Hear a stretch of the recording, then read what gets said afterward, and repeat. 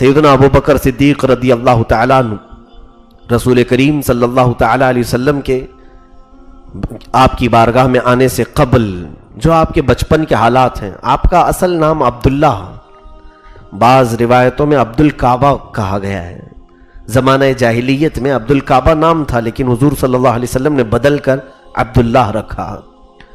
حضرت ابو بکر صدیق رضی اللہ تعالیٰ عنہ، ابو بکر ان کا لقب پڑ گیا، کنیت ہو گئی، اور صدیق اور عتیق آپ کا لقب ہو گیا۔ حضرت ابو بکر خود فرماتے ہیں کہ بچپن سے میری حالت ایسی تھی کہ کبھی میں نے کسی بت کے سامنے سجدہ نہیں کیا۔ وہ کفر اور شرک کے زمانے میں تھے جہاں ہر طرف بت پرستی تھی۔ خود ان کے گھر میں ایک کمرہ تھا جہاں بتوں کو رکھا گیا تھا۔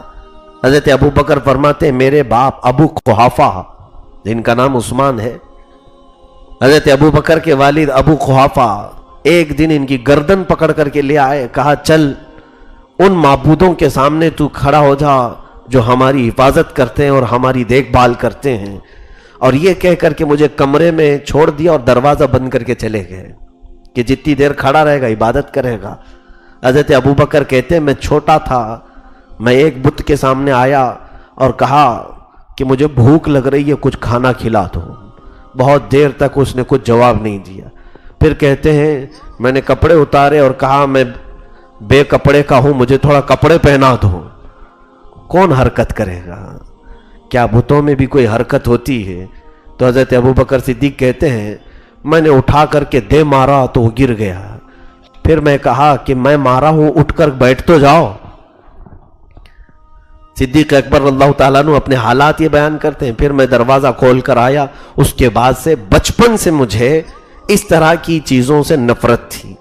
یہ دیکھیں یہ من جانب اللہ ہوتی ہے، اللہ کی طرف سے جو قلبی ہدایت ملتی ہے۔ بعض ایسے لوگ ہوتے ہیں جن کو خرافات سے کوئی لین دین نہیں ہوتا، ایسے آج ہمارے زمانے میں بھی بہت سارے پڑھے لکھے لوگ ہیں جو جاہلوں کی حرکتوں سے نفرت کرتے ہیں۔ میں سمجھتا ہوں انہیں دعوت اسلام دینے کی ضرورت ہے کہ وہ اگر اسلام کی سچائیوں کو دیکھیں گے تو یقیناً وہ اسلام قبول کریں گے۔ بہت ساری خرافات، جبکہ کوئی دعوت اس وقت نہیں چل رہی تھی، رسول پاک صلی اللہ علیہ وسلم کی دعوت ابھی شروع نہیں ہوئی تھی، تب کی بات حضرت ابو بکر کہتے۔ دو خاصیتیں ابو بکر صدیق کی زندگی میں اسلام لانے سے پہلے سے تھی۔ ایک، آپ نے کفر نہیں کیا، یعنی شرک نہیں کیا، کسی بھی بت کے سامنے نہ ہاتھ پھیلایا نہ سجدہ کیا، اسلام لانے سے پہلے ہی۔ دوسری عادت فرماتے ہیں کہ عرب میں شراب پانی کی طرح پیا جاتا تھا، شراب نہ پینے والے کو نامرد کہتے تھے اور کنجوس کہتے تھے، الگ الگ طریقے سے طعنے مارتے تھے۔ شراب اس طرح سے عام تھی۔ حضرت ابو بکر فرماتے ہیں میں نے بچپن سے ہوش آنے کے بعد سے لے کر کبھی بھی شراب کو ہاتھ نہیں لگایا۔ کون تبلیغ کیا تھا آپ کو؟ کس نے بتایا تھا؟ جبکہ اس وقت شراب کے حرام ہونے کا کوئی تصور بھی نہیں تھا لوگوں کے دماغ میں۔ فرماتے ہیں ایک بار میں گزر رہا تھا راستے سے، تو ایک شرابی کو دیکھا شراب کے نشے میں دھت پڑا ہوا ہے اور اس نے غلاظت کر لی تھی۔ وہیں پر شراب کے نشے میں اس نے غلاظت کر لی، پخانہ کیا ہے اور اپنی غلاظت میں ہاتھ ڈالتا ہے اور منہ تک لے جاتا ہے، ہاتھ ڈالتا ہے اور منہ تک لے جاتا ہے۔ حضرت ابو بکر صدیق فرماتے ہیں اسی دن میں نے کہا کہ واللہ حرم علی الخمر، کہ حرمت علی الخمر، میں نے اپنے آپ پر خمر یعنی شراب کو حرام کر لیا تھا، کہ ایسی نحوست جس آدمی کو اس کی غلاظت کا پتہ نہ ہو ویسی چیز میں کیوں کروں۔ پھر آپ سے مکہ والے کہتے تھے کہ کبھی کبھار ایک دو چٹکیاں لے لو۔ حضرت ابو بکر فرماتے ہیں کہ شراب کے متعلق ہم نے سنا ہے کہ یہ عقل پر پردہ ڈالتی ہے، اور میں نہیں جانتا کہ کوئی عقل والا شراب کو پیے گا، عقل رکھنے والا شراب کو پیے گا۔ حضرت ابو بکر کا یہ جملہ یاد رکھو کہ تمہارے پاس اگر آنکھ ہے تو آنکھ رکھنے والا اپنی آنکھ میں مٹی نہیں ڈالے گا، کیوں؟ اسے پتا ہے میری آنکھ خراب ہو سکتی ہے۔ جس کے انگلیاں موجود ہیں وہ انگلیوں پر چھری نہیں چلائے گا، کیوں؟ اسے پتا ہے کہ انگلیاں کٹ جائیں گی۔ تو فرماتے ہیں کہ عقل پر جب پردہ پڑ جاتا ہے شراب کی وجہ سے، تو پھر وہ کیسا بے عقل ہے جو اپنی اچھی خاصی عقل کو شراب کے ذریعے سے برباد کر رہا ہے. آج تو دنیا میں فیشن ہے, شراب کو ایسا عروج دیا گیا ہے, بڑے بڑے امیروں کی یہ شان سمجھی جاتی ہے, جب تک ان کے گھروں میں اب تو حال یہ ہے کہ بیوی بچوں کے ساتھ پیا جا رہا ہے. اور مسلمانوں یاد رکھنا, تمہارے لیے جب اللہ اور اس کے رسول صلی اللہ علیہ وسلم نے حرام قرار دیا ہے تو اس میں کوئی نفع نہیں ہو سکتا, کوئی فائدہ نہیں ہو سکتا. شراب کو بھول سے بھی ہاتھ نہ لگائیں, ورنہ قیامت کے دن کے متعلق حدیثوں میں ملتا ہے کہ جہنمیوں کا یا مجرمین کا جو قیامت کے دن سڑے ہوں گے, گلے ہوں گے, ان کا پیپ نکال کر کے شرابیوں کو پلایا جائے گا کہ یہ شراب پیتے تھے, دنیا میں مزے لیتے تھے, اب آج یہاں یہ پیو. اور وہ بھی ایک روایت میں ہے کہ مائے حمیم بھی انہیں دیا جائے گا, کفار و مشرکین کو بھی اور شراب پینے والوں کو بھی. مائے حمیم وہ ہے کہ تم اگر اس کھولتے ہوئے گرم پانی کو صرف منہ کے قریب کرو گے تو اس کی بھاپ سے ہونٹ نیچے کا لٹک کر زمین تک چلا جائے گا. اتنا کھولتا ہوا گرم پانی انہیں دیا جائے گا پینے کے لیے. اس نحوست سے بہت دور رہو, بہت دور رہو. بلکہ رسول پاک صلی اللہ علیہ وسلم نے شراب سے متعلق جتنے لوگ ہیں سب پر لعنت فرمائی. شراب کے لیے انگور نچوڑنے والا اس پر بھی لعنت ہے, شراب اٹھا کر کے لانے والا اس پر بھی لعنت ہے, شراب بیچنے والا اس پر بھی لعنت ہے, شراب کی خرید و فروخت کسی کتاب میں لکھنے والا اس پر بھی لعنت ہے. شراب خریدنے والا, بیچنے والا, پینے والا سب اس گناہ میں مبتلا ہیں. 10 قسم کے لوگ جو شراب سے متعلق ہیں, ریلیٹڈ ہیں, ان سب پر اللہ اور اس کے رسول کی لعنت آئی ہے. یہ مسلمانوں کا شیوا ہو ہی نہیں سکتا, یہ مسلمانوں کا طور طریقے ہو ہی نہیں سکتے. صدیق اکبر رضی اللہ تعالیٰ عنہ فرماتے ہیں اسلام لانے سے پہلے بھی کبھی بھی میں نے شراب کو ہاتھ نہیں لگایا. 2 خاصیتیں آپ کی تھیں. یہاں سے ایک بات پتہ چلتی ہے, کسی نے سوال کیا تھا مجھ سے کہ کچھ ایسے لوگ جن تک کوئی نبی پہنچے نہ ہو, جن تک کوئی عالم پہنچے نہ ہو, ایسا کوئی گاؤں, ایسا کوئی شہر ہو اور وہ اسلام نہیں لائے اور وہ اللہ اور اس کے رسول کو نہیں پہچانے, تو ان کے ساتھ کیا معاملہ ہوگا. پہلی بات تو یہ ہے کہ اللہ نے ایسا کوئی خطہ اور ایسی کوئی جگہ رکھی نہیں جہاں حق کی دعوت پہنچی نہ ہو, کوئی ایسی جگہ رہی نہیں. اگر کسی کا ایسا حال ہے بھی کہ کوئی وہاں پر سچائی کی دعوت لے کر گیا نہیں, تو ایک بات یاد رکھیں, کوئی بھی اگر مبلغ نہیں آیا, عالم نہیں آیا, کوئی نہ بھی آیا ہو, تو اس خطے کے لوگوں کے دلوں میں اللہ ہدایت ضرور رکھتا ہے, انہیں خیر اور شر کی پہچان ضرور دیتا ہے. اب مجھے بتاؤ, 550 سال سے کوئی نبی مکہ میں نہیں آئے تھے.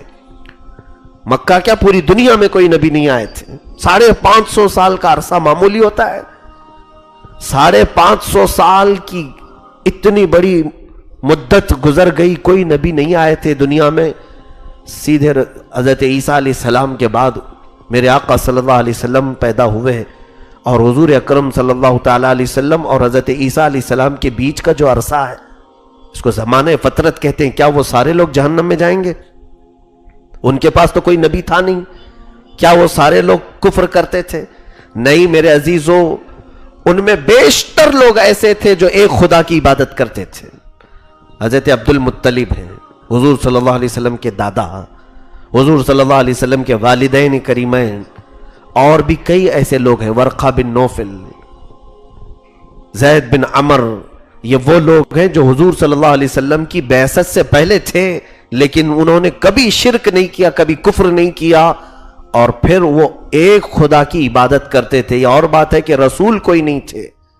اب یہاں میں یہ بات سمجھانا چاہ رہا ہوں کہ صدیق اکبر رضی اللہ تعالیٰ عنہ شراب سے بچے کہ نہیں بچے. پورے تقریباً 37 سال تک, 37 سال کی عمر ہو گئی تھی آپ کی. جب میرے آقا صلی اللہ علیہ وسلم کی عمر پاک 40 سال تھی, آپ کی عمر تقریباً 37 ساڑھے 37 سال کے قریب تھی. اتنی عمر تک کبھی شراب نہیں پیے اور کبھی بتوں کو سجدہ نہیں کیا. تو کس نے منع کیا تھا آپ کو؟ کون تھا آپ کو جو ان حرام کاریوں سے روکا تھا؟ میرے عزیزو, اسی کو کہتے ہیں قلبی ہدایت. من جانب اللہ جو ہوتی ہے وہ ہدایت تقریباً سب کے پاس ہوتی ہے، لیکن استعمال بندے بہت کم کرتے ہیں۔ قرآن خود کہتا ہے وَهَدَيْنَاهُ النَّجْدَيْنِ، ہم نے خیر و شر کو پہچاننے والی دونوں چیزیں انسان کو دی ہیں۔ اللہ تعالیٰ قرآن میں فرماتے ہیں وَنَفْسٍ وَمَا سَوَّاهَا فَأَلْهَمَهَا فُجُورَهَا وَتَقْوَاهَا، دونوں چیزیں ہم نے انسان کے دل میں ڈالی ہیں، برائیوں کی بھی اور اچھائیوں کی بھی۔ تم پرکھ سکتے ہو، پہچان سکتے ہو۔ مجھے بتاؤ کہ آج لوگ ہم سے سوال کر رہے ہیں کہ شراب کے متعلق معلوم نہیں تھا حرام ہے کہ نہیں ہے، جوئے کے متعلق معلوم نہیں تھا حرام ہے کہ نہیں ہے، سب کر لیے، ان سب کے بارے میں تو تم کہتے ہو، لیکن مجھے یہ بتاؤ کس عالم نے، کس مبلغ نے تمہیں آگ میں ہاتھ ڈالنے سے منع کیا؟ تم خود ہی تو بچپن سے بچ رہے ہو، بچپن سے تم خود ہی بچ رہے ہو۔ آگ میں ہاتھ ڈالنے سے کسی نے منع کیا تمہیں؟ کہیں تقریریں ہوتی ہیں آگ کے بارے میں کہ آگ میں ہاتھ نہ ڈالو، آگ میں ہاتھ نہ ڈالو۔ آپ کا سینس آپ کو بچا رہا ہے، یعنی اتنی ہدایت اللہ کی طرف سے خود تمہیں ملی ہوئی ہے، تم نے آگ کو گرم دیکھا ہاتھ نہیں ڈالتے۔ بچے کو ایک بار گرم کوئی برتن ہاتھ کے قریب لگاؤ، ایک بار چٹکا لگے پتہ چل جاتا ہے، پھر دوبارہ وہ بچہ ہاتھ بھی نہیں لگاتا۔ یہ ہدایت اسے خود اللہ کی طرف سے ملتی ہے۔ اسی طرح میرے عزیزو، آج اگر تمہارے پاس عالم نہ بھی ہو تو تمہارے پاس اللہ تعالیٰ کی ہدایت ہے دلوں میں، اس کا استعمال کرو۔ بات ہم آتے ہیں صدیق اکبر اللہ تعالیٰ عنہ کی سیرت پاک پر۔ دو چیزیں آپ نے زندگی میں کبھی نہیں فرمائی اسلام لانے سے پہلے۔ ایک بار ایسا ہوا کہ آپ تجارت میں بڑے ماہر تھے اور مکہ کے بڑے مشہور تاجروں میں آپ کا نام آتا تھا، بڑے مشہور تاجروں میں۔ حورا ملک شام کا کوئی علاقہ، تجارت کی غرض سے آپ نکلے۔ اس سے قبل آپ نے خواب دیکھا، حضرت ابوبکر صدیق رضی اللہ تعالیٰ عنہ نے خواب میں دیکھا کہ آسمان سے ایک نور نکل کر کے آیا ہے اور پورے مکہ پر پھیل گیا، اور حضرت ابوبکر فرماتے ہیں وہ نور ایسا بارش کی طرح گر رہا تھا کہ مکہ کا کوئی گھر اس نور سے خالی نہیں تھا۔ میرے گھر میں بھی وہ نور داخل ہوا، میں نے گھر کا دروازہ بند کر لیا تو دیکھا سب اجالا ہی اجالا تھا۔ میں گھبرا کر کے اٹھا اور میں مکہ کے ایک یہودی سے جا کر کے اس کی تعبیر پوچھی۔ اس نے کہا مجھے معلوم نہیں یہ تعبیر کیا ہو سکتی۔ حضرت ابوبکر فرماتے ہیں میں اسی طاق میں فراق میں تھا کہ مجھے کوئی ایک عجیب و غریب خواب کی تعبیر بتائے، تو پھر اسی اثنا میں تجارت کے لیے میں نکل پڑا ملک شام۔ ملک شام کی تجارت کے درمیان ایک علاقہ تھا بحیرہ راہب کا۔ راہب عیسائیوں کا جو بڑا عالم ہوتا ہے، جس کو پاپ کہتے ہیں، وہ کتاب کا علم رکھنے والا عالم، اس کے پاس آپ ٹھہرے اور جا کر کے اس سے اپنے خواب کی تعبیر پوچھی کہ میں نے ایک ایسا خواب دیکھا ہے کہ رات میں ایک اجالا نکل کر مکہ پر پھیل گیا، میرے گھر میں بھی آیا۔ تو اس راہب نے پہلے میرا نام پوچھا، پھر پوچھا تمہارا خاندان کون سا ہے، پھر میرے خاندان کے متعلق پوچھا کیا یہ عرب کا مشہور خاندان ہے؟ کہا ہاں عرب کا سب سے مشہور خاندان قریش، میں اسی میں سے ہوں۔ پھر اس نے میرا پیشہ پوچھا کیا کرتے ہو؟ کہا تجارت کرتا ہوں۔ تو اس بحیرہ راہب نے کہا کہ اے ابو بکر اگر اللہ نے تیرا خواب سچ کیا تو ان قریب تمہارے خاندان میں ایک نبی پیدا ہوگا، ایک نبی پیدا ہوگا جو اپنے نور سے پورے دنیا کے گھروں کو بھر دے گا، اور تم اس کے ساتھی رہو گے اور اس کی وفات کے بعد تم اس کے وزیر بنو گے۔ یہ بہت پہلے خواب میں دیکھا تھا حضرت ابوبکر نے، تعبیر میں یہ ملا، تجارت کی ہے، واپس آئے۔ یہی سفر کے بعد جب مکہ واپس آئے تو بڑے بڑے تاجر آپ سے ملنے کے لیے آتے تھے۔ لوگوں نے پوچھا ابو بکر کیسی رہی تجارت؟ کہا بہت اچھی ہوئی، بہت نفع کما کر کے آیا ہوں۔ تم بتاؤ مکہ میں کوئی نئی بات تو نہیں، سب ٹھیک ٹھاک ہے؟ تو کچھ لوگوں نے کہا ہاں ایک نئی بات ہوئی ہے، ابو طالب کے بھتیجے عبداللہ کا یتیم بیٹا محمد صلی اللہ علیہ وسلم، انہوں نے دعویٰ کر دیا ہے کہ وہ اللہ کے نبی ہیں اور وہ ہمارے تمام معبودوں کو جھٹلا رہے ہیں، ہمارے تمام خداؤں کا انکار کر رہے ہیں۔ حضرت ابو بکر کہتے ہیں اسی وقت میں اٹھا، کیونکہ حضور صلی اللہ علیہ وسلم سے بہت پرانے تعلقات ان کے تھے، دوستی پہلے سے تھی، کیونکہ جس محلے میں حضرت ابوبکر رہتے تھے اسی محلے میں حضرت خدیجۃ الکبریٰ کا مکان تھا. رسول پاک صلی اللہ علیہ وسلم اپنی شادی کے بعد حضرت خدیجہ کے مکان میں منتقل ہو گئے تھے. حضرت صدیق اکبر سے وہی محلے میں رہنے کی وجہ سے ملاقاتیں تھیں. اور دوسری سب سے بڑی بات یہ تھی طبیعت مزاج ملتا جلتا تھا. میرے آقا صلی اللہ علیہ وسلم کبھی شراب کو ہاتھ نہیں لگائے. حضور پاک صلی اللہ علیہ وسلم کبھی کسی بت کے پاس نہیں گئے. صدیق اکبر کی طبیعت میں بھی یہ عادتیں تھیں. تو ایسے ہم مزاج لوگوں کی دوستی بھی جلدی ہوتی ہے. اسلام کی دعوت شروع ہونے سے پہلے ہی حضرت ابوبکر کو حضور صلی اللہ علیہ وسلم سے ایک انسیت تھی. جاتے تھے مل بیٹھ کر باتیں کرتے تھے. حتیٰ کہ میرے آقا صلی اللہ تعالیٰ علیہ وسلم کی شرم و حیا حضرت ابوبکر کو بہت پسند تھی. حضرت ابوبکر آپ کے اخلاق سے بڑے متاثر تھے. تو پھر یہ تمام معاملات پہلے سے تھے. آج جب مکہ والوں نے کہا کہ محمد نے ایسے ایسے اعلان کیا ہے تو سیدھے اٹھ کر کے آئے حضور پاک صلی اللہ تعالیٰ علیہ وسلم کے پاس. آپ اپنے گھر میں تھے. ابو بکر داخل ہوئے اور پوچھا اے محمد صلی اللہ علیہ وسلم میں کیا سن رہا ہوں مکہ والوں کی زبان سے, میں کیا سن رہا ہوں کہ آپ نے کچھ اعلان کیا ہے. رسول پاک صلی اللہ تعالیٰ علیہ وسلم نے ان سے کچھ نہیں فرمایا. کہا کہ ابو بکر تم وہی سن رہے ہو جو خواب دیکھ کر بحیرہ راہب سے پوچھ کے آئے ہو. حضرت ابو بکر صدیق کہتے ہیں اشہد ان لا الہ الا اللہ واشہد ان محمد رسول اللہ. پھر کوئی سوال ہی نہیں کیا آپ نے, صرف آپ نے ہی پوچھا کہ آپ نے اعلان کیا. حضور نے فرمایا ہاں میں وہی اعلان کر رہا ہوں جو تم نے خواب میں دیکھا اور بحیرہ راہب سے پوچھ کے آئے. یہ میرے رسول پاک کا علم غیب ہے. رسول کریم صلی اللہ تعالیٰ علیہ وسلم کی اس ادا پر صدیق اکبر فدا ہوئے. اور اس کے بعد اسلام لانے میں ابو بکر کا سب سے پہلا مقام ہے. اور راویوں نے الگ الگ تطبیق دی ہے کہ اللہ کے حبیب صلی اللہ علیہ وسلم نے جب اسلام کی دعوت پیش کی سب سے پہلے کون اسلام لایا, سب سے پہلے کون لایا. روایتیں الگ الگ ملتی ہیں. ایک حدیث پاک میں یہ کہا گیا ہے کہ حضرت ابو بکر سب سے پہلے ایمان لائے. ایک حدیث میں ہے حضرت علی سب سے پہلے ایمان لائے. ایک حدیث میں حضرت خدیجہ سب سے پہلے ایمان لائی. تو بعد میں محدثین نے اس کو یوں تطبیق دیا کہ سب اپنی جگہ پر صحیح ہے.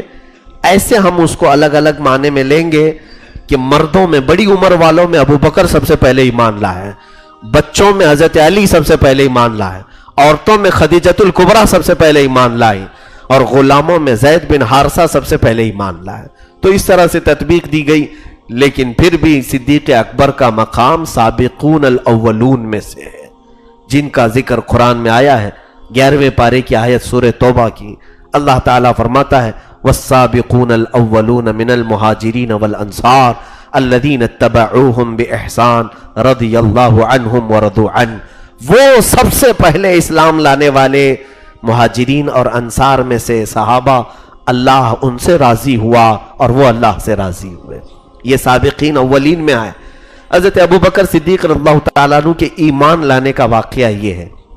اور اس کے بعد حضور پاک صلی اللہ علیہ وسلم کی ایسی ملازمت اختیار کی. اب آپ کو میں بتاتا ہوں, جس وقت آپ ایمان لائے تھے تجارت سے نفع کما کر کل آپ کے پاس جو آمدنی بچی تھی, پیسہ تھا, وہ 40,000 درہم تھے. اس زمانے میں 40,000 درہم بڑی قیمت ہوتی تھی, بڑی قیمت.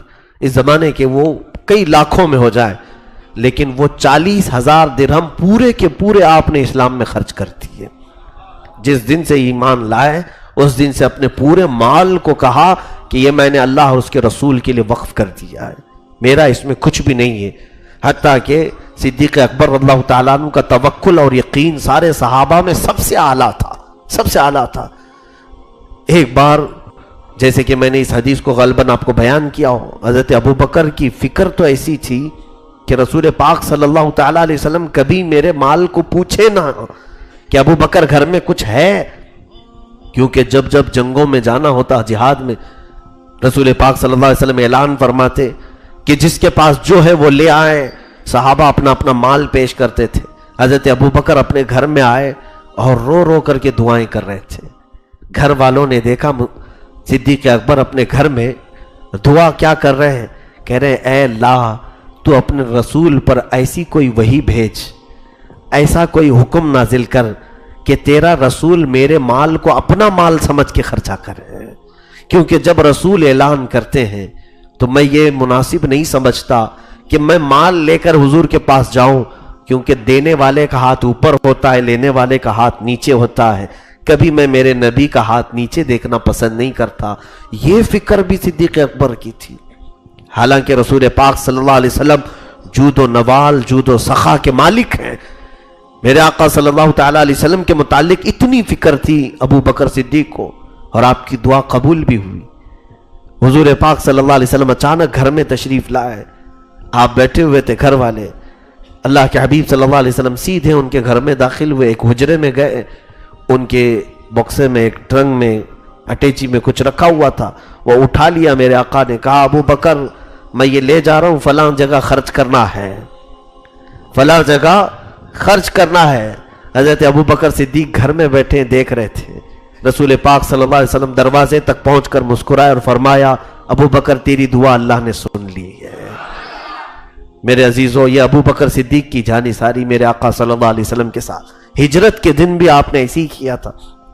جب رسول پاک صلی اللہ تعالیٰ علیہ وسلم پر آپ ایمان لائے تو آپ کے گھر والوں میں سے کوئی ایمان نہیں لائے تھے، شروع میں کوئی ایمان نہیں لائے تھے۔ بڑی تکلیفیں آپ نے برداشت کی مکہ میں، 13 سال کا عرصہ جو ہوا ہے، بڑی تکلیفیں، اس لیے کہ حضور اکرم صلی اللہ تعالیٰ علیہ وسلم کے دفاع میں ہمیشہ رہتے تھے۔ ایک بار وہ عقبہ نام کا ایک شخص اللہ کے حبیب صلی اللہ علیہ وسلم کے گلے میں پھندا ڈال کر تولیہ کا گھما رہا تھا اور کھینچ رہا تھا حرم پاک میں۔ حضرت ابو بکر صدیق رضی اللہ تعالیٰ عنہ اتنی تیزی سے اس پر جھپٹ پڑے، چیل کی طرح جھپٹا اس کو اور اس کو گھونسے لگائے، الگ کیا اور کہا تم بے شرمو، تمہیں اس بات کا خیال نہیں کہ کس کے ساتھ تم کیا معاملہ کر رہے ہو؟ 40 سال ان کے اخلاق کے تم گواہ ہو، ان کی سچائیوں کے تم گواہ ہو، ان کی امانت داری کے تم گواہ ہو۔ آج اس شخص کے ساتھ تم برا برتاؤ کر رہے ہو جو یہ کہہ رہا ہے میرا رب اللہ ہے، جبکہ اس کے وہ دلیلیں لے کر کے تمہارے پاس آیا ہے، روشن برہان لے کر کے تمہارے پاس آیا ہے۔ حضرت ابو بکر صدیق رضی اللہ تعالیٰ عنہ ایک دو مرتبہ نہیں، کئی مرتبہ ایسے معاملات ہوئے۔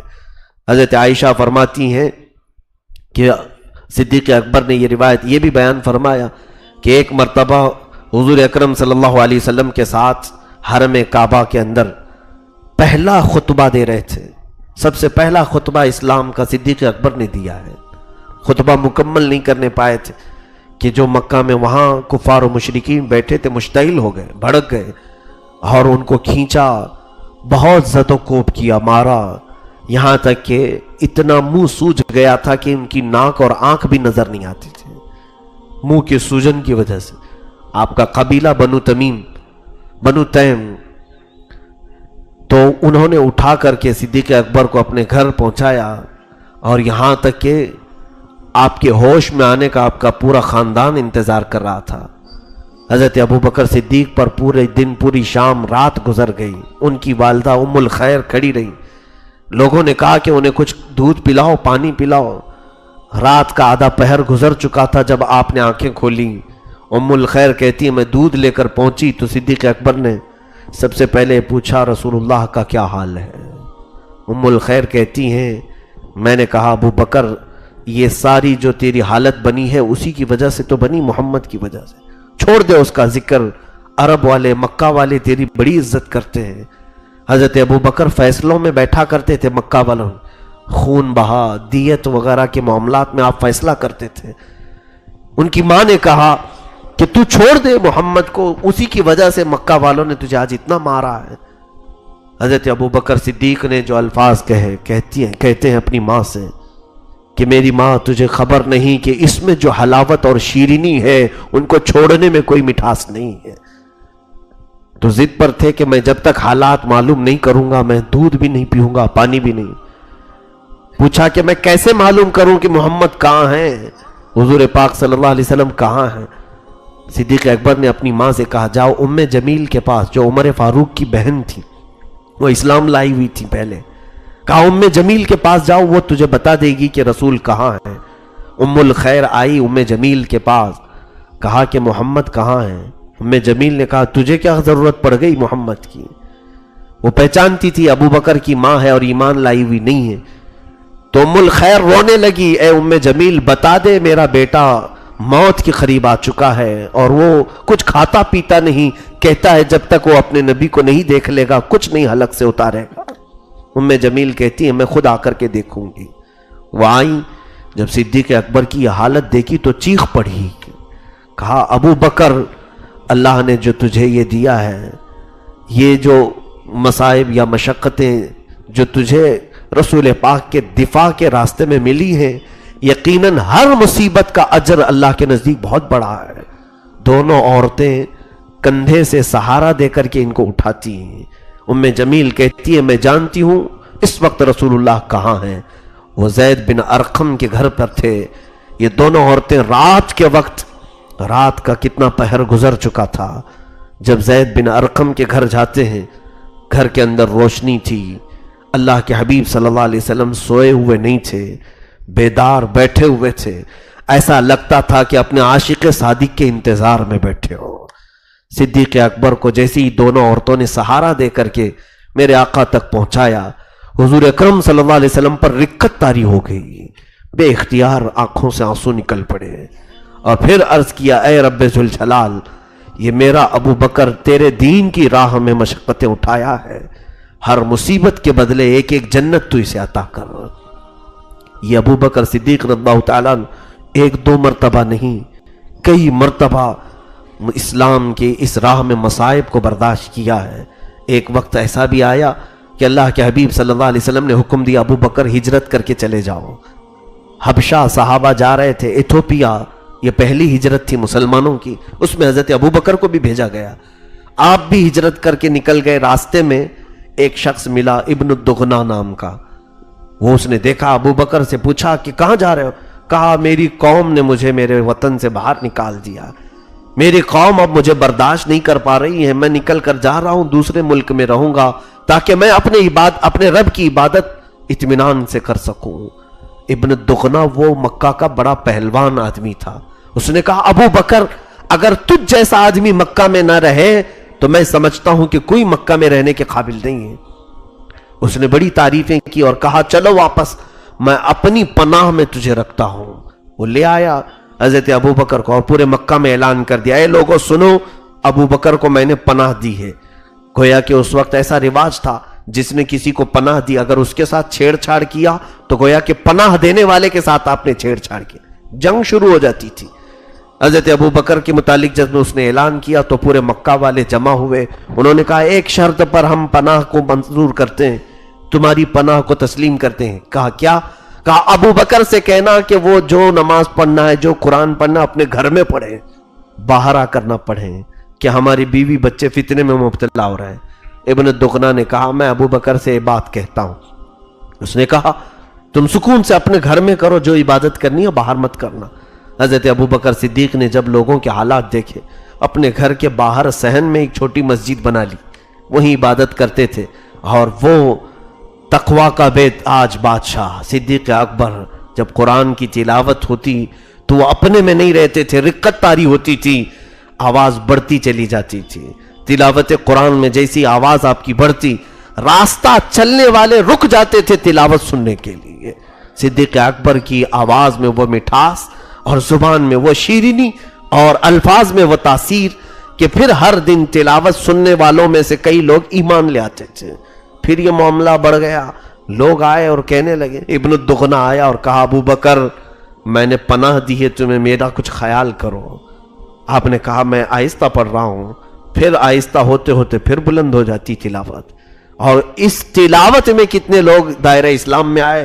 ابن الدغنا تیسری مرتبہ آیا اور کہا ابو بکر بہت ہو گیا، لوگ مجھے چھیڑ چھاڑ کر رہے ہیں، مجھے تانے مار رہے ہیں، تم کو میں نے کتنی مرتبہ کہا کہ اپنے گھر میں عبادت کرو۔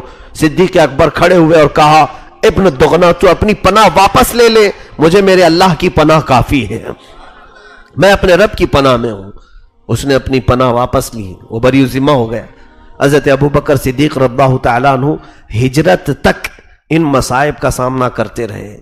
رسول پاک صلی اللہ تعالیٰ علیہ وسلم کا پورے لوگوں نے مل کر کے بائیکاٹ کیا تھا 2 سال تک سوشل بائیکاٹ۔ ایسا بائیکاٹ تھا کہ آپ کے گھر تک کوئی کھانا پانی بھی نہ پہنچنے پائے، کوئی ان کے گھر والوں سے تجارت نہیں کر سکتا، کوئی سلام مصافہ نہ کرے، کوئی رشتہ داری نہ کرے، کوئی دعوتوں میں نہ جائے نہ بلائے. ٹوٹلی بائیکاٹ کیا گیا تھا رسول کریم صلی اللہ علیہ وسلم کے گھر والوں کا. 2 سال اللہ کے حبیب صلی اللہ علیہ وسلم شیب ابی طالب میں گزارے، وہ گھاٹیاں پہاڑوں میں رہ کر کے گزارے، جہاں پر کتنے تو دن ایسے آئے میرے آقا صلی اللہ علیہ وسلم کی زندگی پاک پر کہ آپ پتے کھایا کرتے تھے، درختوں کے پتے، اور چمڑوں کو پانی میں ابال کر کے کھانا پڑتا. حضرت ابو بکر صدیق کو لوگ کہتے، ابو بکر تمہارے ساتھ یہ معاملہ نہیں ہوگا، تم بڑے تاجر آدمی ہو، مکہ کے ایک ماہر تاجر ہو، بزنس مین، لوگوں ان کی عزت کرتے ہیں، پیسے والوں کی. حضرت ابو بکر سے لوگ کہتے تم اپنی مرضی کے مالک ہو. لیکن اللہ اکبر، صدیق اکبر رضی اللہ تعالیٰ عنہ ان 2 سالوں میں، اگرچہ ان کا بائیکاٹ نہیں ہوا تھا، 2 سالوں میں کبھی بھی آپ نے کھانے کو ہاتھ نہیں لگایا. اللہ کا حبیب نہیں کھا رہا ہے تو میں کیسے کھاؤں؟ رسول کریم صلی اللہ تعالیٰ علیہ وسلم کے گھر پر کھانا نہیں پہنچتا تو میرے گھر میں کھانا کیسے آئے؟ یہ صدیق اکبر رضی اللہ تعالیٰ عنہ کی وہ وفاداری. ہجرت کا جو موقع آیا، رسول کریم صلی اللہ تعالیٰ علیہ وسلم سیدھے اپنے گھر سے حضرت ابو بکر کے گھر گئے اور ان سے کہا کہ چلو اللہ کا حکم آیا ہے، ہم مدینے کی طرف روانہ ہو جائیں. حضرت ابو بکر نے رات ہی میں اونٹنی سوار کی، تیار کی، اور پھر ان کے والد ابو قحافہ وہ نابینا ہو چکے تھے، آنکھیں جا چکی تھیں، ایمان نہیں لائے تھے. وہ کہتے تھے یہ سب بچوں کا کھیل ہے جو اسلام ابھی چل رہا ہے، چند دنوں کے بعد سب چلے جائیں گے، ختم ہو جائیں گے. ابو بکر صدیق کے والد تو ان سے چھپ کر کے انہیں نکلنا تھا. گھر میں جتنا مال تھا سب حضرت ابو بکر نے لے لیا. اور حیرت کی بات یہ ہے کہ صدیق اکبر رضی اللہ تعالیٰ عنہ کے گھر کے اندر وہ نرمی تھی کہ آپ کے بیٹے عبداللہ اور آپ کی بیٹی حضرت اسما یہ دونوں ایمان لائے ہوئے تھے.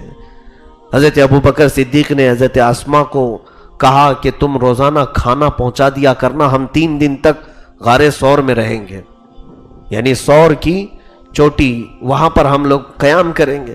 حضرت عبداللہ سے کہا کہ تم دن بھر دیکھنا مکہ والے ہمارے بارے میں کیا بات کرتے ہیں، رات میں آ کر ہم کو غار میں سنا دینا.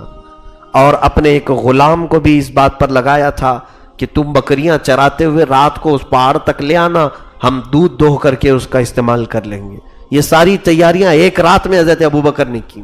اور جب رسول پاک صلی اللہ علیہ وسلم کے ساتھ نکلے تو ان کی بیٹی اسما دیکھیں، وہ کہتی ہیں میں اپنے کپڑے پھاڑ کر کے حضور صلی اللہ علیہ وسلم کے لیے تھیلیاں باندھی. رات کو یہ دونوں صاحب نکلے ہیں اور ابو قحافہ کو پتہ چل گیا، ابو بکر صدیق کے والد کو، کہ یہ میرا بیٹا چلا گیا ہے. جیسے ہی ان کو پتہ چلا اٹھ کر کے آئے، کہا کہ اسما کہاں ہو؟ سنا ہے ابو بکر چلا گیا اور ضرور وہ محمد کے ساتھ گیا ہوگا، اور یہ بھی ضرور ہے کہ پورا مال لے کے گیا ہوگا. تو ان کی بیٹی کہتی ہیں کہ میں نے تھیلی میں کچھ پتھر جمع کیے اور ایک طاق میں رکھ دیا. ان کی آنکھیں دکھتی نہیں تھی. کہا دادا نہیں، ہمارے لیے کچھ چھوڑ کر کے گئے ہیں، بچوں کے لیے کچھ چھوڑ کر کے گئے ہیں. کہا کہاں رکھ کے گیا ہے، کیا چھوڑ کے گیا ہے؟ تو حضرت اسما اپنے دادا کا ہاتھ پکڑ کر کے لائی طاق میں، وہ تھیلی پر ہاتھ گھمانے کے لیے لگایا. کہا ہاں اچھا کیا کہ اپنے اولاد کے لیے کچھ چھوڑ کر کے گیا ہے.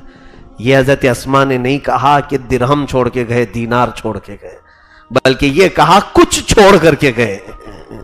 اور ضرور وہ کچھ چھوڑ کر کے گئے تھے. حضرت اسما سے کوئی پوچھتا آپ نے اپنے دادا کو ایسے کیوں خبر دے دی کہ ابو بکر تو آپ کے لیے کچھ نہیں چھوڑے تھے، آپ نے پتھروں کو کہا کہ کچھ چھوڑ کے گئے ہیں.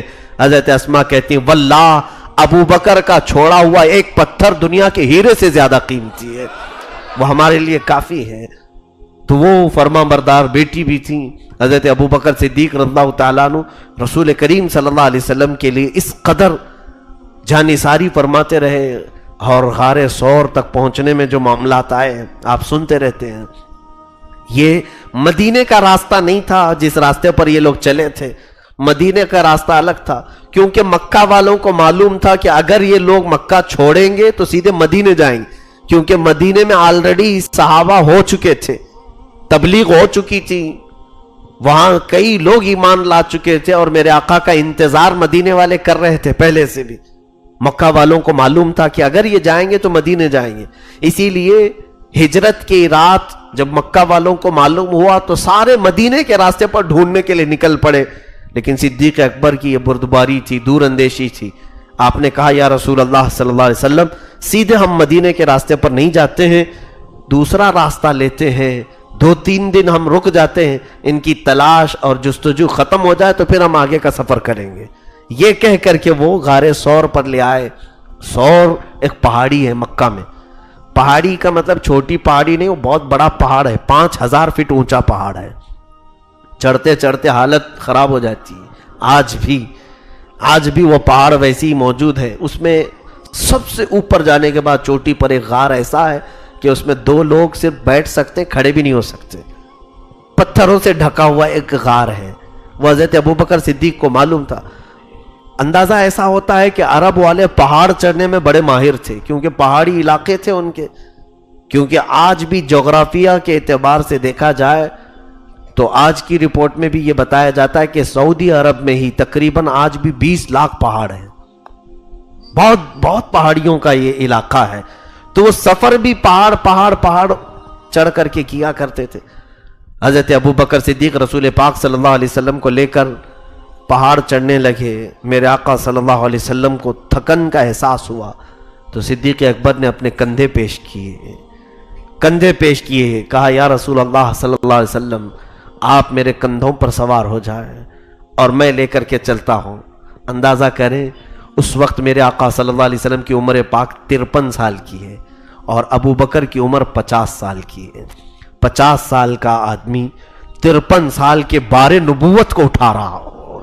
یقیناً میرے عزیزوں، عام انسان کو نہیں اٹھایا ابو بکر نے، پورے کائنات کے آقا کو اپنے کندھوں پر لیا، اور میرے آقا صلی اللہ علیہ وسلم نے منع بھی نہیں فرمایا، ابو بکر کے کندھوں پر سوار ہوئے۔ آج مجھے اندازہ ہے ایک چھوٹی سی تھیلی، ایک ½ لیٹر کی بوتل، چھوٹی سی تھیلی میں 2 کیلے اور 1 سیب تھا۔ یہ ہم کو اوپر چڑھنے کے وقت بھاری پڑ رہے تھے، ہم سوچ رہے تھے کہ یہ تھیلی کہیں پر چھوڑ دیں، بوتل پکڑ کر کے چڑھنے میں یہ بھاری لگ رہا تھا۔ بیگ سامان تو دور کی بات، یہ تو راستے میں کھانے کے لیے جو لیے تھے 2 کیلے 1 سیب اور ایک ½ لیٹر کی بوتل، یہ بھاری پڑ رہی تھی۔ اس دن اندازہ ہوتا ہے صدیق اکبر نے کیسی جانثاری کی ہے، میرے آقا صلی اللہ علیہ وسلم کو پورا اپنے کندھوں پر لے کر کے وہ 5000 فٹ کی اونچائی طے کی تھی۔ اور اتنا ہی نہیں، اس غار پر جانے کے بعد آپ نے خود اپنے ہاتھوں سے غار صاف کیا۔ اللہ کے حبیب صلی اللہ تعالیٰ علیہ وسلم کو غار میں لے کر اندر تشریف لائے، اور پھر وہاں وہ واقعہ بھی پیش آیا کہ آپ نے اپنی جان بھی حضور پر نثار کر دی۔ اسی لیے جان نثار آپ کو بار بار کہا جاتا ہے۔ کیسے کہ ایک زہریلا سانپ اس میں اندر داخل ہوتا ہوا آپ نے دیکھا تو اپنی ایڑی اس کے سامنے دبا دی، سانپ نے کاٹا، پھر بھی آپ پیر نہیں ہٹائے۔ رسول کریم صلی اللہ علیہ وسلم کی نیند جیسے بیدار ہوئی، آپ کا چہرہ پیلا پڑا ہوا تھا، ابو بکر کا جسم زہر سے پورا پیلا ہو رہا تھا۔ حضور پاک صلی اللہ علیہ وسلم نے پوچھا تو آپ نے کہا یا رسول اللہ، سانپ کاٹ رہا ہے۔ کہا ہٹاتے کیوں نہیں؟ کہا کہیں وہ آپ کو تکلیف نہ دے تھے۔ اسی کو جانثاری کہتے ہیں کہ ہم اپنے اوپر مصائب لے لیں لیکن نام نبی پر حرف بھی آنے نہ دیں، کوئی انگلی بھی اٹھانے نہ پائے۔ اس صحابہ کے اخلاق سے کچھ تو سیکھنا چاہیے۔ ہم پہلے آج اپنا آرام دیکھتے ہیں، بعد میں دیکھا جائے گا نبی کی بات کریں گے، اگر وقت ہے تو رسول کی بات کریں گے۔ انہوں نے جان اپنی وار دی۔ رسول پاک صلی اللہ علیہ وسلم نے فرمایا ابو بکر پیر ہٹاؤ، کوئی بھی موذی مجھے تکلیف نہیں دے گا، بلکہ وہ سانپ میری زیارت کا مشتاق ہے۔ وہ سانپ نے زیارت کی اور چلا گیا۔ اللہ کے حبیب صلی اللہ تعالیٰ علیہ وسلم نے اپنا تھوک شریف، اپنا لعاب ان کے پیر پر لگایا۔ حضرت ابو بکر صدیق فرماتے ہیں سانپ کا کاٹا ہوا پورا دور ہو گیا، پتہ ہی نہیں چلتا تھا، زہر کافور ہو گیا، ختم ہو گیا۔ رسول کریم صلی اللہ تعالیٰ علیہ وسلم ان کے ساتھ اس غار میں ہیں۔ اب جو یہاں واقعہ پیش آیا وہ یوں ہوا کہ کفار مکہ ڈھونڈتے ڈھونڈتے اس غار تک بھی پہنچ گئے، وہاں تک بھی آ گئے، کیونکہ قدموں کے نشان دیکھتے تھے لوگ اس وقت، اور اونٹ کی مینگنیاں دیکھتے تھے کہ اگر یہاں سے کوئی گیا ہے تو یہ علامت ہے سفر ہوا ہے کسی کا۔ تو تلاشتے ہوئے اس پہاڑ کے اوپر تک آ گئے۔ حضرت ابو بکر کہتے ہیں میں غار کے اندر سے دیکھ رہا تھا ان کافروں کو اور پہچان بھی رہا کون کون آیا ہے، اب خوف ہونے لگا، ڈر ہونے لگا. میں نے کہا یا رسول اللہ صلی اللہ علیہ وسلم، اگر وہ تھوڑا سا نیچے جھانک لیں تو ہم انہیں نظر آ جائیں گے، اور اب ہم دیکھ لیے جائیں، اگر پکڑ لیے جائیں تو ہمارے ساتھ یہ سارے لوگ مل کر بڑا برا سلوک کریں گے، ہم دو ہی ہیں یہاں پر. رسول کریم صلی اللہ علیہ وسلم نہایت ہی اطمینان کے ساتھ، خوف کے وقت چہرے بدل جاتے ہیں، خوف کے وقت گھبراہٹ سے ہاتھ پیر میں راشا آ جاتا ہے، کپ کپی آتی ہے. حضرت ابو بکر سے ایک سوال کرتے ہیں میرے آقا صلی اللہ علیہ وسلم، ابو بکر ان دو کے بارے میں تمہارا کیا خیال ہے جن کا تیسرا ساتھی اللہ ہو؟ حضرت ابو بکر صدیق نے کہا ان کی پوری دنیا کچھ نہیں کر سکے گی. میرے آقا نے فرمایا لا تحزن ان اللہ معنا، مت گھبرا، اللہ ہمارے ساتھ ہے، اللہ ہمارے ساتھ ہے. رب ذوالجلال نے حفاظت و صیانت بھی فرمائی اور قرآن میں اس کا ذکر فرمایا. اذ اخرجہ الذین کفروا ثانی اثنین اذ ہما فی الغار اذ یقول لصاحبہ لا تحزن ان اللہ معنا. یہ کیسے لوگ ہیں جن کے سفر کو بھی قرآن نے اپنے صفحات میں جگہ عطا کی ہے. صدیق اکبر اللہ تعالیٰ عنہ کے ان واقعات کو فرماتے ہیں جس دن میرے آقا نے فرمایا لا تحزن ان اللہ معنا، مت گھبرا، اللہ ہمارے ساتھ. فرماتے ہیں پوری موت تک پھر کسی معاملے میں مجھے خوف نہیں آیا، آخر عمر تک صدیق اکبر پھر کسی بھی چیز سے ڈرتے ہی نہیں تھے. آج اس جملے کی ہمیں ضرورت ہے. میں آج کہوں گا اے مسلمانوں مت گھبراؤ، اللہ ہمارے ساتھ ہے، اللہ ہمارے ساتھ ہے. لوگ یہ آج محسوس نہیں کر رہے ہیں کیونکہ قرآن خود کہہ رہا ہے کان حقا علینا نصر المؤمنین، ہم نے اپنے اوپر لازم کر لیا ہے کہ ایمان والوں کی مدد کریں. قرآن میں اللہ فرماتا ہے وَلَا تَهِنُوا وَلَا تَحْزَنُوا وَأَنْتُمُ الْأَعْلَوْنَ إِن كُنتُم مُؤْمِنِينَ.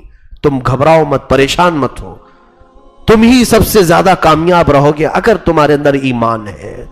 قَدْ أَفْلَحَ الْمُؤْمِنُونَ، اللہ فرماتا ہے ایمان والے سب سے زیادہ کامیاب.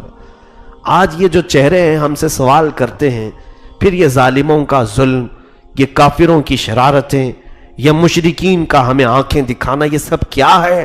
اس کا کل ملا کر کے ایک ہی جواب ہے میرے عزیز بھائی کہ تو اپنے آپ میں محسوس نہیں کر رہا ہے کہ اللہ میرے ساتھ ہے.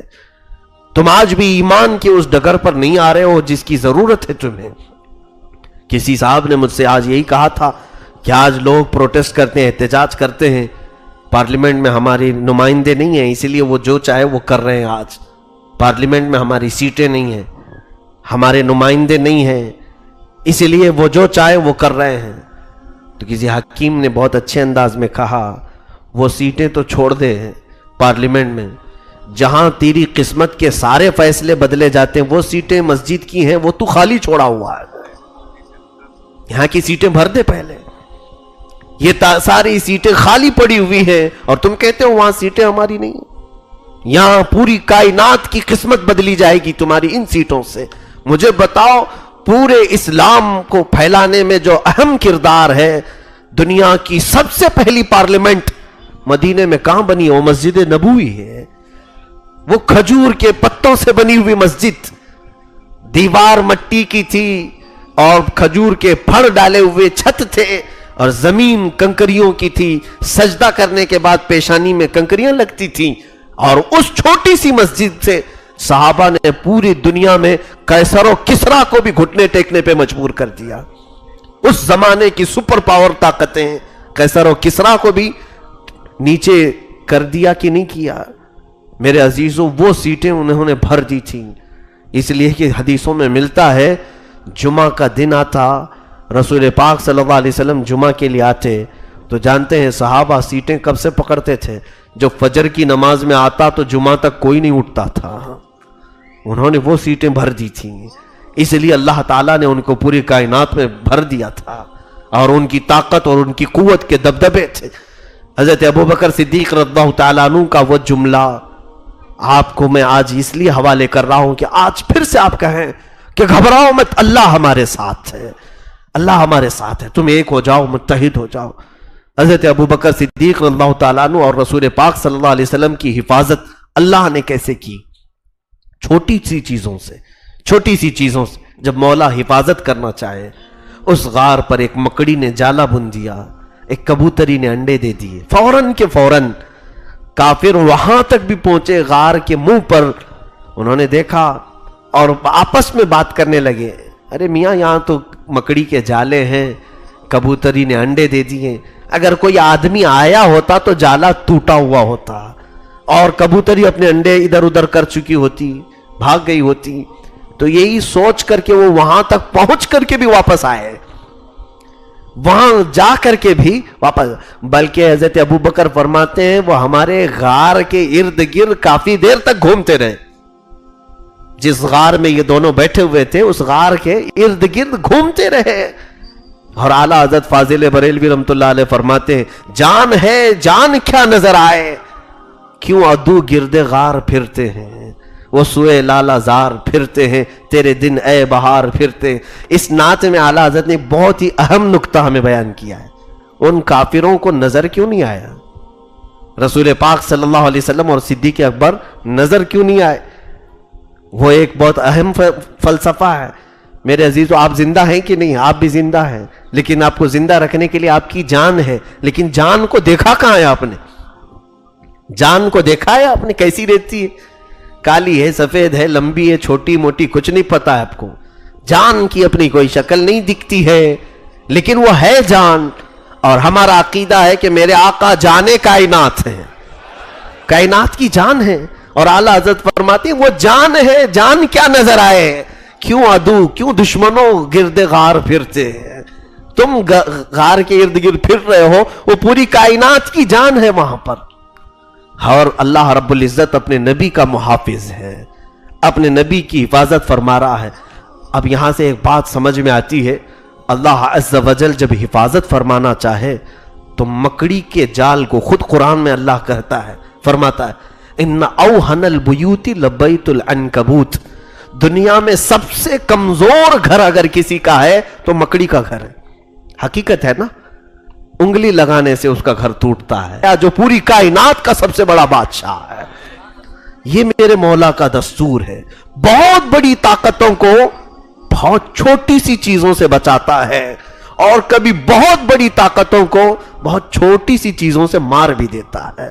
نمرود جیسے بڑے بادشاہ کو مچھر سے مار دیا، فرعون جیسے بہت بڑے غرور و تکبر میں مبتلا رہنے والے بادشاہ کو پانی سے ہلاک کر دیا، شداد کو ایک ٹھوکر سے مار دیا، ابو جہل کو کسان کے جو چھوٹے دو بچوں سے ختم کر دیا، صحابہ تھے وہ۔ یہ اللہ رب العزت کا دستور ہے۔ آج بھی یقیناً ہمارا یہ عقیدہ ضرور ہے کہ ابرہا جب ہاتھیاں لے کر کعبے کو ڈھانے آیا تو بدلے میں مولا نے ہاتھی ٹکر کے لیے نہیں بھیجے، چھوٹی سی ابابیل چڑیاں بھیجی۔ تو رب تبارک و تعالیٰ کے دستور میں ایسا ہے، اس کے معاملات میں ایسا ہے۔ آج بھی مولا کی حفاظت آئے گی، چاہے وہ ہماری حفاظت مولا مکڑی کے جال سے کرے، چاہے وہ ہماری حفاظت مولا پانی سے کرے کہ ہوا سے کرے، یا پھر مچھر کو کسی موذی کے ناک میں گھسا دے، کرے گا حفاظت۔ لیکن تم پہلے یہ تو کہو کہ نہ گھبراؤ، اللہ ہمارے ساتھ ہے۔ اور جو مسلمان یہ کہے گا اللہ میرے ساتھ ہے تو پھر وہ گناہوں سے بھی بیزار ہوگا، کہ جس کا یہ عقیدہ ہے کہ میرے سونے میں میرا مولا مجھے دیکھ رہا ہے، میرے چلنے میں مجھے میرا مولا دیکھ رہا ہے، تو کیا دیکھتے وقت، اللہ کے دیکھتے وقت تم ننگا ہونا پسند کرو گے، بے حیا ہونا پسند کرو گے؟ آج تو حال یہ، میں آپ کو دیکھ رہا ہوں تو پیر نہیں پھیلا رہے ہو، آپ مسجد میں سو کر کے لیٹ کر کے کیوں نہیں سن رہے؟ آپ ادب کی تمیز کے دائرے میں بیٹھے ہوئے کیوں؟ یہ دنیا دیکھ رہی ہے، مولانا دیکھ رہے ہوں گے، خطیب دیکھ رہا ہے، ان کا دیکھنا تمہیں پورا ایکٹیو کیا ہوا ہے، اگرچہ نیند آ رہی ہے سنبھل کر کے بیٹھے ہوئے ہیں۔ تو جس دن دل میں یہ خیال آ جائے میرا مولا مجھے دیکھ رہا ہے، قسم رب ذوالجلال کی، کوئی اندھیریاں ہو تمہارا ہاتھ گناہ کی طرف نہیں بڑھے گا، کیسی بھی اندھیریاں ہو تمہاری آنکھیں خیانت نہیں کریں گی۔ یہ تصور اپنے اندر لاؤ۔ صدیق اکبر اللہ تعالیٰ عنہ کا یہی ایمان اور توکل تھا، بہت اعلیٰ یقین تھا۔ بہرحال میں جلدی سے آگے بڑھتا ہوں۔ حضرت ابوبکر صدیق رضی اللہ تعالیٰ عنہ کے جو اہم معاملات ہیں، رسول کریم صلی اللہ تعالیٰ علیہ وسلم جب ہجرت فرما کر مدینہ طیبہ تشریف لا رہے تھے، یہاں پر ایک اور معاملہ دیکھیں۔ جب سفر میں تھے تو حضرت ابوبکر کبھی حضور کے آگے چلتے تھے، کبھی پیچھے، کبھی دائیں، کبھی بائیں۔ رسول کریم صلی اللہ علیہ وسلم آپ سے پوچھتے کہ ابو بکر ایسا کیوں کر رہے ہو؟ عرض کہتے کہ آقا اگر کہیں کوئی تیر چلائے تو پہلے مجھ پر لگ جائے، میں بار بار ادھر ادھر ہوتا ہوں۔ رسول کریم صلی اللہ تعالیٰ علیہ وسلم جب مدینہ طیبہ کے قریب پہنچنے لگے، حضرت ابو بکر کا ایک عمل یہ بھی دیکھ لیں، جب قریب پہنچے مدینے والے سارے لوگوں نے حضور کو نہیں دیکھا تھا، کچھ صحابہ پہلے آئے جو بیعت عقبہ اولا میں حضور صلی اللہ علیہ وسلم کے پاس 12 صحابہ نے بیعت کی اور وہ گئے مدینے میں، سب کو تبلیغ کیا، پھر 70 صحابہ آئے ان کو تبلیغ کیا۔ اس طرح سے مدینے میں ایمان پھیل گیا تھا، بہت سارے لوگوں کے گھروں میں اسلام آ چکا تھا، لیکن ان کی بیویاں، ان کی بچیاں، ان کے خاندان والے صرف میرے آقا کے جلووں کے تذکرے ہی سن رہے تھے، ابھی دیکھا نہیں تھا۔ جب مدینے پہنچ رہے تھے حضرت ابو بکر صدیق رضی اللہ تعالیٰ، تقریباً یہ سفر 8 یا 9 دن کا تھا آپ کا، مکہ سے جو چلے تھے مدینے پہنچنے کے لیے۔ قبا میں آپ نے قیام فرمایا ہے، جو قبا اس وقت مدینے سے باہر کا علاقہ تھا۔ اب جب مدینے میں داخل ہونے کا معاملہ آیا، مدینے والے کیا کرتے تھے جانتے ہیں آپ؟ جیسی ان کو خبر ملی تھی کہ اللہ کا رسول مکہ سے نکل چکا ہے، تو روزانہ مدینے والے سنیت الوداع کی گھاٹیوں پر، اونچے ٹیلے تھے مدینے میں، وہاں سے سب دور سے آنے والے بھی دکھتے تھے، اس ٹیلے پر جا کر سارے مدینے والے جمع ہو جاتے تھے، دیکھتے تھے، صبح سے شام ہو جاتی تھی، پھر وہیں کھاتے پیتے تھے سب، وہ میلے کے شکل ہو گئی تھی۔ روز جاتے تھے حضور کا انتظار کرتے، پھر گھروں پہ واپس آ جاتے۔ تقریباً کئی دنوں تک اللہ کے حبیب صلی اللہ علیہ وسلم کا دل سے جنہوں نے استقبال کیا وہ مدینے والے لوگ ہیں، وہ اہل مدینہ ہیں۔ آج بھی اللہ نے ان کے دلوں کو نرم رکھا ہے، آج بھی مدینے والوں کی طبیعت پورے عرب والوں کی طبیعت سے الگ ہے آج بھی۔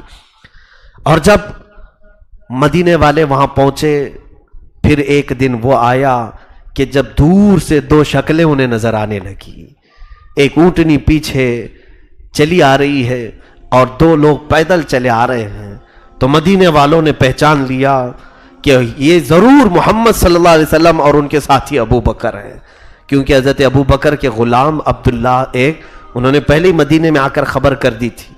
اب دور سے جب 2 نظر آنے لگے، ان کا جوش، ان کا ولولہ ایسا تھا مدینے والوں کا، سارے کے سارے چوٹی پر چڑھ گئے اور بچیاں دف زور زور سے بجانا شروع کرتی ہیں، طلع البدر علینا من ثنیات الوداع وجب الشکر علینا ما دعا للہ داعی۔ ان بچیوں کی زبان سے کیا نکل رہا تھا جانتے آپ؟ وہ یہ کہتی تھی، اے لوگو، 14ویں کا چاند ہم پر طلوع ہو گیا ہے، سنیت الوداع کی گھاٹیوں سے 14ویں کا چاند ہم پر طلوع ہو گیا ہے، ہم پر تو اب شکر لازم ہو گیا کہ اللہ کی طرف بلانے والا ہمارے پاس آیا ہے۔ پوری کائنات کو چھوڑ کر میرا آقا رسول کریم صلی اللہ علیہ وسلم اگر کسی بستی میں جانا پسند کیے تو مدینہ تھی، مدینے کی طرف رخ کیا۔ مکہ کے علاوہ اور بھی تو شہر تھے، کہیں اور جاتے میرے آقا، مدینے کو پسند کیا۔ جب دور سے وہ دونوں دکھنے لگے، ادھر جوش، ولولہ، دف کی آوازیں آنے لگی، اس جانثار صحابی صدیق اکبر نے کیا کیا؟ اللہ اکبر! روایتیں بتاتی ہیں حضرت ابو بکر نے فوراً اپنا جبہ اتار دیا، اور جبہ اتار کے ساتھ میں کچھ تھا نہیں، اور رسول کریم صلی اللہ علیہ وسلم پر ایسے سایہ کرنے لگے جیسے جھنڈا ہلاتے ہیں، حضور پر ایسے جبہ پکڑ کر کے سایہ کرنے لگے اور چلنے لگے۔ اللہ کے حبیب صلی اللہ علیہ وسلم نے پوچھا، اتنا لمبا سفر ہو گیا، مکہ سے چل کر مدینے، کڑی دھوپ میں بھی سفر ہوا، کہیں تم نے یہ جبہ سایہ نہیں کیا؟ یا مدینہ قریب آ رہا ہے، تم جبہ اٹھا کر سایہ کر رہے ہو؟ عرض کیا کرتے، سوچ تو دیکھو۔ کہتے یا رسول اللہ، یہ مدینے والے نئے لوگ ہیں، کہیں غلطی سے مجھے رسول نہ سمجھ لیں، بلکہ میں یہ ہلا کر کے انہیں بتا رہا ہوں کہ ساتھ میں آنے والا خادم ہے اور آقا یہ ساتھ چل رہا ہے۔ آپ نے صدیق اکبر نے لوگوں کے ذہن میں، گمان میں بھی نہ آ جائے کہ کوئی، کیونکہ اللہ کے حبیب صلی اللہ علیہ وسلم نہایت سادگی میں چلتے تھے، نہایت سادگی میں تھے۔ حضرت ابو بکر صدیق احترام کے لیے چیزیں بتاتے، اسی لیے بعض صوفیاء کرام نے فرمایا اللہ اور اس کے رسول سے ریلیٹڈ جو چیزیں ہیں ان کی عظمت کا احساس کرنے کے لیے غلاف ڈالو، کبھی چادر ڈالو، کیونکہ عام نہ لگے۔ 100 قبریں ہیں، ایک اللہ کا ولی اس میں سویا ہے. چادر اسی لیے ڈالتے ہیں کہ پتہ چلے سب قبروں کی طرح نہیں، یہ اور قبر ہے، یہ اللہ والا ہے. یہ صدیق اکبر کے عمل سے ہمیں نظر آتا ہے. مسجدوں کو مینار کیوں لگاتے ہیں، گنبد کیوں بنا رہے ہیں؟ اس لیے کہ لوگوں کو یہ پتہ چلے سب گھروں کی طرح یہ گھر نہیں، یہ اللہ کا گھر ہے، اس کی شان الگ ہے. اسی لیے اللہ اور اس کے رسول سے ریلیٹڈ جو چیزیں ہیں اس کی عظمت کا احساس ہو، اس لیے کوئی ایسا عمل کرو. یہ بیچ میں بات آئی ہے، میں کئی چیزیں تمہیں حل کر دوں. لوگ جو سوال کرتے ہیں کہ فاتحہ کر رہے ہیں ہم، غوث پاک کی نیاز دلا رہے ہیں، چراغ جلا رہے ہیں، 11 چراغ رکھے ہوئے روشن کیے ہوئے ہیں، بہت سارے معاملات اس کو لے کر کے کچھ لوگ ہمیں تہمت لگاتے ہیں کہ یہ سب شرک پرستی، بت پرستی، پتہ نہیں کیا کیا ہے. میرے عزیزو، پہلی بات یہ سن لو، چراغ لگانا کوئی واجب فرض کام نہیں، لیکن میں اس کو حرام بھی نہیں کہتا. وجہ یہ ہے کہ وہ عظمت کا احساس دلانے کے لیے گھر والے بچے ہوں یا دیکھنے والے ہوں، ان کے اندر عظمت کا احساس دلانے کے لیے بزرگوں نے کیا تھا. اس میں کوئی مذائقہ نہیں ہے، کوئی حرج نہیں. حضرت صدیق اکبر کے عمل سے یہ ثابت ہوتا ہے اللہ اور اس کے رسول سے متعلق چیزوں کو کچھ الگ کرو تاکہ لوگوں کو احساس ہو کہ یہ عام چیز نہیں ہے، یہ اور چیز ہے. مدینہ طیبہ میں جب تشریف لائے اللہ کے حبیب صلی اللہ تعالی علیہ وسلم حضرت ابو ایوب انصاری کے مکان میں مہمان بن گئے ہیں، لیکن حضرت ابو بکر صدیق کو خارجہ بن زید رضی اللہ تعالیٰ عنہ کے گھر میں ٹھہرایا گیا. وہ مدینے کے ایک متمول آدمی تھے، بڑے امیر آدمی تھے اور بڑے تاجر تھے. حضرت ابو بکر کو پہلے سے بہت پسند کرتے تھے، اس لیے حضور نے ان کے گھر انہیں بھیج دیا، خارجہ بن زید. اب یہاں مدینے میں آنے کے بعد اللہ کے حبیب صلی اللہ تعالی علیہ وسلم نے اب جو مدنی دور شروع ہوا، یہ 10 سال کا دور ایسا ہے جس میں ساری جنگیں ہوئی، بدر ہو کہ احد ہو کہ خندق ہو، جتنی جنگیں ہیں، حنین ہے، تبوک ہے اور فتح مکہ ہے، خیبر ہے، یہ ساری جو جنگیں ہوئیں وہ مدنی دور میں ہوئیں. مکہ میں جب تک تھے میرے آقا صلی اللہ علیہ وسلم نے کبھی جنگ نہیں فرمائی. ساری مدینے میں آنے کے بعد کیونکہ اسلام کا قلعہ مضبوط ہو چکا تھا، اسلام کی سب سے پہلی پارلیمنٹ مسجد وہاں بن چکی تھی. اس مسجد میں میرے آقا صلی اللہ علیہ وسلم امامت بھی فرماتے تھے، درس بھی دیتے تھے، صحابہ کو سکھاتے بھی تھے. اور وہ غریب صحابہ جو اپنا گھر بار چھوڑ کر کے آئے، ان کے لیے بھی ایک کٹا بنا کر کے اسی میں ان کی پرورش بھی کی جاتی. اگر کوئی بیمار ہو تو اس کو ہاسپٹل کا کام بھی اسی مسجد کے ایک کونے میں کیا جاتا تھا. جنگ کے قیدیوں کو لا کر کے بھی اسی مسجد کے کونے میں باندھا جاتا تھا. بہت سارے کاموں کے لیے ایک مسجد نبوی کا استعمال ہوتا تھا، ایک مسجدوں کو آج جن کاموں کے لیے استعمال ہونا چاہیے وہ کام اب ختم ہو گئے ہیں. بہرحال مسجدیں مرکز ہوا کرتی ہیں تبلیغ اور ہدایت کی. آج فرض نمازوں کے بعد تو مسجدیں بند ہیں، مسجدوں میں آج کچھ مل نہیں رہا ہے. لوگ بس فرض نماز کے لیے داخل ہوئے اور نکل گئے. ہمارے دین کی اصل بنیادیں مسجدوں سے تھی. مدرسے تو بہت بعد میں بنے ہیں، یونیورسٹیاں بعد میں بنی ہیں. اسلام کے جتنے بڑے بڑے فقہا کو آپ دیکھو گے، امام اعظم ابو حنیفہ کہاں پڑھے اور کہاں پڑھا ہے؟ پورے مسجد میں. امام شافعی، امام مالک، امام حنبل، یہ سارے لوگ مسجدوں میں پڑھے اور مسجدوں سے نکلے. مسجدوں میں ہی ان کی پوری زندگی بھی گئی. عزیزان گرامی، رسول پاک صلی اللہ علیہ وسلم نے مسجد نبوی کو بنایا تو اسلام کا ایک ایسا مرکز تھا جہاں سے ہر کام ہوتا تھا. مشورے وہاں ہوتے تھے، بلکہ بادشاہوں کو خط وہاں سے لکھے جاتے تھے. پوری دنیا میں اسلام کو پھیلانے کا جو نظم شروع ہوا مدینہ طیبہ سے. اب اللہ کے حبیب صلی اللہ علیہ وسلم کے 10 سالہ زندگی کے اختتام پر حضرت ابو بکر صدیق کے کچھ معاملات دیکھیں. وہ یار غار بھی ہیں، رسول کریم صلی اللہ علیہ وسلم کے ہم نشین بھی ہیں. بہت ساری باتوں کو میرے آقا کے وہ ایسے جانتے تھے. ایک بار حجۃ الوداع کے موقع پر حج کرنے کے لیے جب رسول پاک صلی اللہ علیہ وسلم نے 11 ہجری میں سارے صحابہ کو بلایا کہ سب لوگ احرام باندھو اور چلو حج کرنے کے لیے، سارے صحابہ حج کے لیے نکلے. یہ آخری حج تھا میرے آقا کا، لیکن کسی کو پتہ تھوڑی نہ تھا. حج کرنے کے بعد میرے آقا صلی اللہ علیہ وسلم نے اپنے خطبے میں فرمایا، اے میرے صحابہ غور سے سن لو میری اس بات کو، کیا خبر کہ میں اگلے سال حج کر سکوں گا کہ نہیں کروں گا. یہ جملہ تو حضور نے فرمایا اور پھر بشارت دی کہ اللہ نے قرآن کی آخری آیت بھی اتار دی. الیوم اکملت لکم دینکم واتممت علیکم نعمتی ورضیت لکم الاسلام دینا. آج اللہ نے تمہارا دین مکمل کر دیا، اپنی نعمتیں تمام کر دی اور تمہیں اسلام دے کر راضی ہو گیا. یہ آیت اتری، رسول پاک صلی اللہ علیہ وسلم نے صحابہ سے فرمایا کہ قرآن بھی کمپلیٹ ہو گیا. کتنے سال سے اتر رہا تھا؟